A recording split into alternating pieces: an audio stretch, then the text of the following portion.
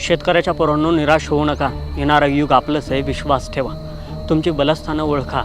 दूध, अंडी, मांस, मटण, अन्नधान्य याच्याशिवाय जगाला पर्यायच असू शकत नाही. म्हणजे थोडक्यात आपल्याशिवाय या जगाला पर्यायच असू शकत नाही.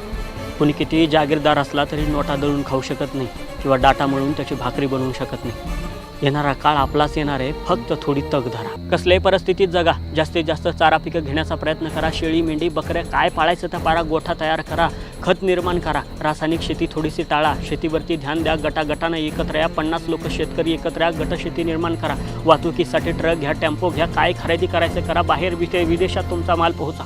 गावकी भावकी हेवे दावे, गावातले भांडणं बांधावरनं भांडणार, जाळ करा या गोष्टीचा. गावातलं राजकारण पेटून द्या. काही घेणं देणं नाही. स्थानिक प्रतिनिधी, साहेब, आमदार ह्या त्या गोष्टी जशी काशी करायची करून द्या ह्यांना. काही घेणं देणं नाही. यांच्या नादाला लागू नका. आपल्याला स्वराज्य उभं करायचं आहे. फक्त या गोष्टीवरती ध्यान ठेवा. आणि शेतकऱ्याच्या पोरांनो, हातातलं तेवढ्या मोबाईलचा जाळ करा. अरे महत्त्वाची माहिती ठीक आहे, पण तासनतास त्याच्यावरती झटत बसायचं, काहीतरी पाहत बसायचं, जिकडं नाही तिकडं डोकं लावायचं, स्वतःचं डोकं हँग करून घ्यायचं. कवर चालणार आहे या सगळ्या गोष्टी.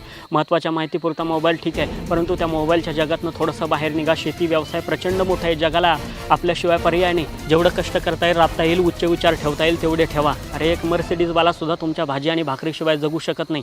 त्याची मर्सिडीज तुम्ही खरेदी नाही केली म्हणून तुम्हाला काहीच फरक पडणार नाही, पण त्याला दिवसातनं 3दा तुमची भाजी भाकरी लागते. त्याच्यामुळं आदरानं तुमच्याकडं सगळं जग बघायला लागेल. तुमचा व्यवसाय 1 नंबरचा. शेतकऱ्याच्या पोरांनो, आपण 2 नंबरचे व्यवसाय करणाऱ्या शेतकऱ्यांची अवलाद नाही आहेत. आपण 1 नंबरचा व्यवसाय करतो आहेत. अभिमानानं शेती या व्यवसायात उतरा.